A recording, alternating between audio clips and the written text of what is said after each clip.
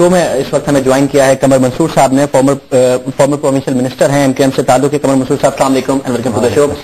ذرا سا آپ کو بیک گراؤنڈ دیتا چلوں قمر منصور صاحب, یہ کاربن ٹیکس کے حوالے سے جو ہماری گفتگو ہوئی, بیشتر شاہدہ جمیل صاحبہ کی رائے ہے اس بات سے قطع نظر کہ کاربن ٹیکس ہونا چاہیے یا نہیں ہونا چاہیے, اس کے کیا میرٹس اور ڈی میرٹس ہیں. یہ فیصلہ ان کے خیال میں عدلیہ سے نہیں آنا چاہیے تھا, پارلیمنٹ کو اپنے پلیٹ فارم پر اس کو ڈیسائیڈ کرنا تھا. ایک یونانیمس بجٹ اپروو ہو گیا ہے تو وہ ہو گیا. آغا مسعود حسین صاحب کی رائے اس سے برعکس ہے. پرویز رشید صاحب PMLN سے بھی ہمیں جوائن کیا, وہ بھی کہتے ہیں جی عدلیہ نے فیصلہ کیا ہے اور اگر عوام کو ریلیف نہیں مل رہا تو ہم کسی بھی فورم سے وہ ریلیف لیں گے. MQM پارلیمنٹ میں بھی اچھی خاصی بڑی تعداد میں موجود ہے, گورنمنٹ کا بھی حصہ ہے. یہ فیصلہ اگر عدلیہ سے آتا ہے اس وقت میں جب بجٹ یونانیمسلی اپروو ہو گیا تھا, آپ کس طرح دیکھ رہے ہیں؟ دیکھیں, جہاں تک آپ یونانیمسلی اپروو کی بات کرتے ہیں تو میرا ذاتی خیال یہ ہے کہ ہر جماعت جو ہے وہ جو اپنی حیثیت پارلیمنٹ کے کسی بھی سطح پر رکھتی ہے وہ اپنا اپنا موقف بجٹ کے حوالے سے پیش کرتی ہے. اور یقینی طور پر متحدہ قوم نے اس وقت ان کے ارکان نے, ان کے پارلیمنٹ جو لیڈر ہیں, پارلیمانی لیڈر اور ڈپٹی پارلیمانی لیڈر, ان کے سارے ارکان نے اپنا اپنا موقف پیش کیا. اور چونکہ حکومت کے اتحادی ہیں تو حکومت سے اس سلسلے میں بات بھی کی اور جہاں تک جو چیزیں ہو سکتی تھیں وہ کی. اس کے بعد جو ہے وہ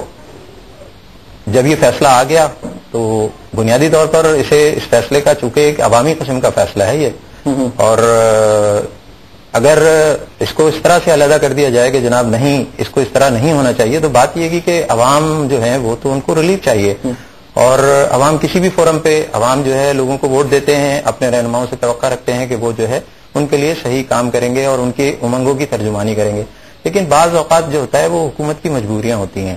اور مجھے نہیں پتا کہ حکومت نے کس مجبوری کے تحت 120 ارب روپے کا جو ہے یہ ٹیکس لگایا, اور یہ ٹیکس براہ راست جو غریب عوام پہ جس کا اثر پڑتا ہے ان سے جو ہے یہ وصول کیا جا رہا تھا. اور آپ دیکھیں کہ جو مہنگائی ہے اس کی سطح جو ہے وہ کہاں تک جا چکی ہے, سب اس کو ایکسیپٹ کرتے ہیں. اب حکومت نے جو ہے وہ اچانک جو ہے وہ ایک طرف تو انہوں نے کہا کہ جی ہم گیس کی قیمتیں کم کر رہے ہیں, اور دوسری طرف انہوں نے یہ کہا کہ جی ہم بجلی کی قیمتیں بڑھانے جا رہے ہیں, اور تیسری طرف جو ہے وہ پیٹرول. یہ تینوں چیزیں ایسی ہیں جو کہ براہ راست عوام کو افیکٹ کرتی ہیں. میں سمجھتا ہوں کہ یہ چیف جسٹس صاحب نے جو فیصلہ کیا ہے, حالانکہ یہ عبوری فیصلہ ہے, ابھی تو تفصیلی فیصلہ آنے میں ابھی ٹائم ہے, اور اس موقع پر مختلف لوگ جو ہے اس میں پوائنٹ اسکور کرنے کی کوشش کر رہے ہیں اور ایک صحیح چیز کو ایک ایسی سمت لے جانے کی کوشش کر رہے ہیں جس سے کہ اداروں کے درمیان ٹکراؤ کی کیفیت پیدا ہو, یا اس کے نتیجے میں یہ ہو کہ عوام کو ریلیف نہ ملے. لیکن میں آپ کو بہت چھوٹی سی ایک مثال دینا چاہوں گا کہ کل یہ جو پرسوں ٹیکس کا انعقاد ہوا, ٹیکس کا انعقاد ہوتے ہی جو ہے وہ پیٹرول پمپ مالکان نے جو کچھ بھی کیا ہوگا, جو بھی سلسلہ ہوا, اس سے عوام اثر انداز ہوئے. جب اس فیصلے کا اطلاق شروع ہوا تو کسی نے یہ نہیں کہا کہ جی عوام پہ اس کا کس حد تک بوجھ پڑے گا, اس سے قیمتیں کتنی بڑھیں گی, کرایوں میں کتنے اضافہ ہوگا. اور دیکھتے ہی دیکھتے آج جو ہے وہ ٹی وی کے اوپر, کل سے ٹی وی کے اوپر کہ جی آٹے کی قیمت میں 75 روپے کا براہ راست اضافہ کر دیا گیا. تو بات یہ کہ اس کو کوئی چیک اینڈ بیلنس کرنے والا نہیں ہے. تو عوام تو یقینی طور پہ دادرسی چاہتے ہیں, اور اگر چیف جسٹس صاحب نے ایک بہت اچھا کام کیا ہے, انہوں نے اس پہ ایکشن کیا ہے اور اس کو عبوری طور پر جو ہے وہ روکا, ایک عبوری فیصلہ دیا ہے. بٹ میں تو یہ سمجھتا ہوں کہ چونکہ عوام کی بات آ رہی ہے تو عوام کے آگے تو پھر کسی کی کوئی حیثیت نہیں. عوام کے پوائنٹ آف ویو سے ٹھیک جو آپ نے بات کی, بٹ ایک اور پرابلم ہے, وہ یہ کہ جس گورنمنٹ کا آپ حصہ ہیں وہ ایک فائنینشیل کولیپس میں IMF کے پاس گئی. IMF نے کچھ کنڈیشنلٹیز کے ساتھ اس حکومت کو پیسے دیے ہیں اور مزید پیسے دینے ہیں. اگر وہ کنڈیشنلٹیز نہیں پوری ہوں گی تو پیسے نہیں ملیں گے, اور یہ 122 ارب روپے کا شارٹ فال اسی چیز میں ریزلٹ کرے گا کہ کنڈیشنلٹیز نہیں پوری ہو پائیں گی. آپ نے اچھا کیا کہہ دیا. غالباً مجھے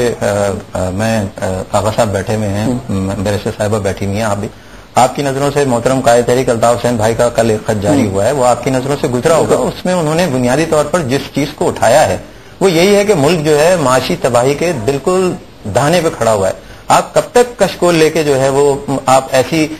چیزوں کو پورا کریں گے کہ جس سے کہ براہ راست آپ کے عوام افیکٹ ہوتے ہوں. بات یہ ہے کہ حکومت کی مجبوری ہے کہ وہ IMF یا کسی سے بھی قرضہ لے, کیونکہ حکومت چلانی ہے, کاروبار حکومت چلانا ہے. صرف یہی نہیں ہے کہ یہ ہے ملک میں لا اینڈ آرڈر کا مسئلہ ہے, اور 50 مسئلے ہیں جس کی بنیاد پہ ملک کی بین الاقوامی سطح پر گرتی ہوئی ساکھ ہے. ہمارے سامنے طالبان کا, دہشت گردی کے اتنے بڑے بڑے چیلنجز ہیں, اور یقینی طور پہ یہ چیلنجز جو ہے نا ہوا میں باتیں کرنے سے نہیں حاصل کیے جا سکتے. اس کے لیے پیسے کی ضرورت ہے, لیکن یہ پیسہ کہاں ہے, پیسہ کہاں پہ ضائع ہوا. آپ ماضی کی حکومت کو اٹھا کے دیکھیے, ماضی کی حکومت میں ہم IMF کے قرضوں سے چھٹکارا حاصل کر چکے تھے اور یہ سطح نہیں تھی. اب اس میں بہت سارے لوگ یہ باتیں نکال لیں گے کہ جی ماضی کی حکومت کی غلط پالیسی تھی. بات میں صرف یہ کہہ رہا ہوں کہ جو 120 ارب روپے کا جو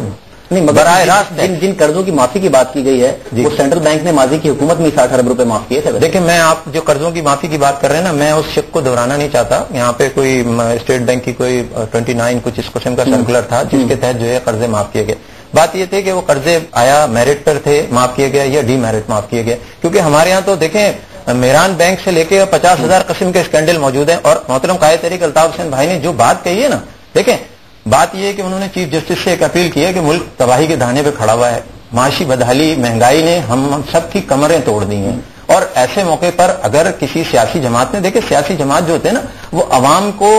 عوام کی نبضوں پہ ان کا ہاتھ ہوتا ہے, اگر وہ عوام کے جذبوں کی ترجمانی نہیں کریں گے, ان کی امنگوں کی ترجمانی نہیں کریں گے تو پھر اس کا مطلب یہ ہوگا کہ وہ عوام کے ساتھ نہیں ہے, وہ اپنے فیصلے ٹھوک. مجھے ایک بات بتائے گا اس کو کمپلیٹ کر لوں. تو انہوں نے جو یہ خط لکھا ہے نا بنیادی طور پہ کہ 1971 سے لے کے آج تک جتنے بھی لوگ ہیں, چاہے وہ فوجی جرنیل ہوں, چاہے وہ بیوروکریٹ ہوں, چاہے وہ جاگیردار ہوں یا اور دیگر صنعتکار, جن لوگوں نے غلط طریقے سے قرضے حاصل کیے اس کے بعد معاف کرا لیے گئے, تو ان کی بات کی گئی ہے کہ ایک ایسے موقع پہ کہ جب ہم IMF سے بات کر رہے ہیں تو ہمیں اپنے یہاں بھی